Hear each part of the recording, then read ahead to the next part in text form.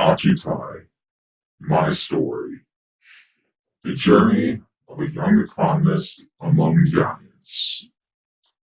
Okay, so my first encounter at Occupy, I approached them, sending out some flyers, of course signed anonymous. I just started my first website at that time. So I go to the, tent where it's basically like the leadership tent or, where there's, tables and I can lay out some articles and disseminate my own, article that I wrote. And then I met some intellectuals, more the central core, because it doesn't matter. It's human behavior. There will be leaders that rise up. There will be, de facto leadership. Maybe one person knows more about one subject and it's their turn to be the leader. But no matter what, there's always some sort of leadership or central group. It's just it's humanity.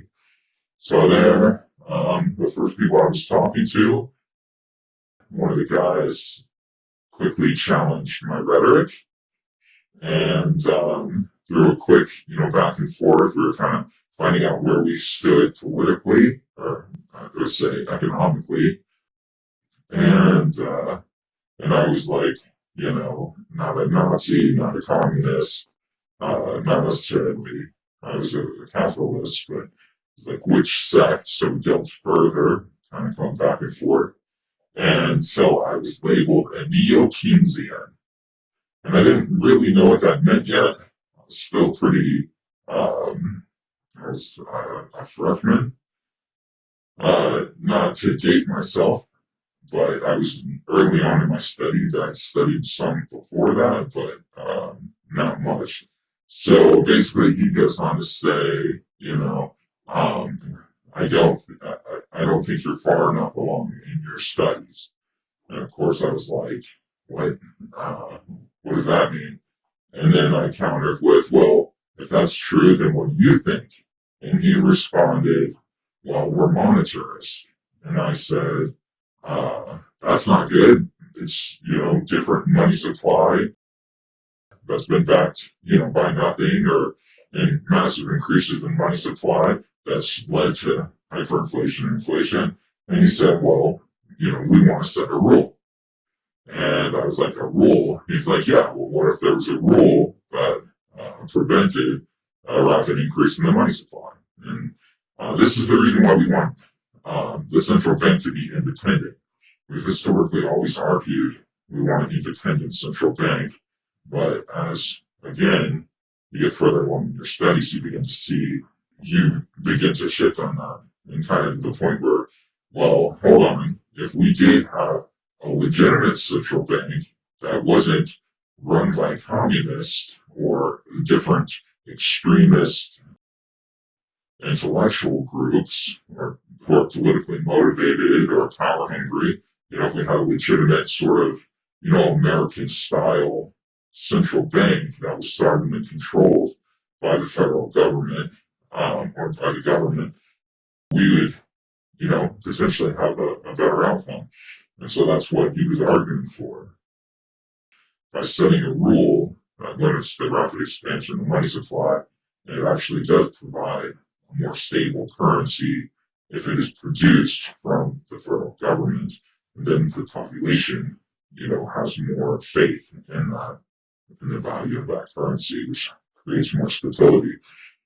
So this Occupy encounter explains, because I didn't understand it. I didn't understand it until more recent history even.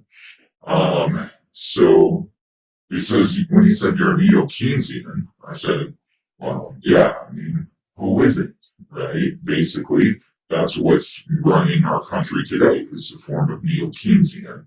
And Keynesian refers to the economist J.M. Keynes, who I completely disagree with now, but only because I went up through my studies. Basically, Keynesian economics believes that government spending will stimulate the economy.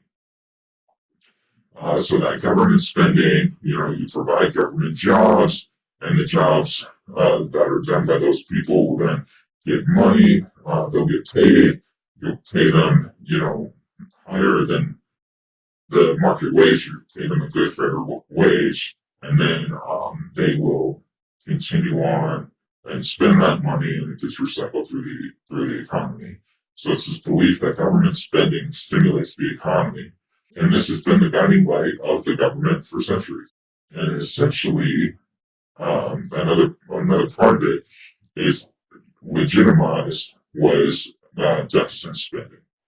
So, like when you see, in my movie, Colonization, the creation of the Federal Reserve System plays a central part in that movie, and it's because it signals like a new order of the ages, which is what it says on the plaque in the Federal Reserve, a new order of the ages. But if it hadn't been for a central economy, for a central bank that was in the shape and the format that that bank was, it never would have allowed for the creation of large amounts of deficit spending. That is debt spending. So we're going to go in debt, with the hope that it will increase GDP. Time has told a different story, however. Government spending hasn't been proven to increase GDP, gross domestic product. That's the total of all products and goods made within the United States and services. Hasn't been proven. In fact, it's told just an opposite story, that it doesn't actually work. I was surprised to hear that until I reached the 400 level. In fact, I was opposed to it. Okay, you're talking to the guy who was opposed to this. You're talking to the guy who had to see this and prove it for myself before I could even take it on. And that's how we all are, and that's fine. That's why I'm making these lecture documentaries, because a lot of people don't understand what I was talking about, which is hard to understand for me, especially when you'll see in the next one this concept was on mainstream TV.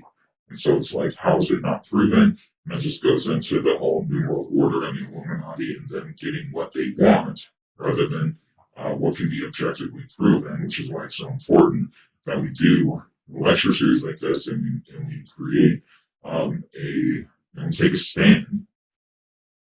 Intervention and the money supply, it actually leads to recessions. Okay, so this concept of government spending actually leads to more recessions. And it's what we call a pro-cyclical policy. It's basically creating these business cycles as we go through recessions. Then we come out of recession. I just heard just the other day, somebody was telling me that they had a young person, like 20 years old, who says, okay, well, we know that a recession comes, it'll probably be a recession every 7 years or something like that.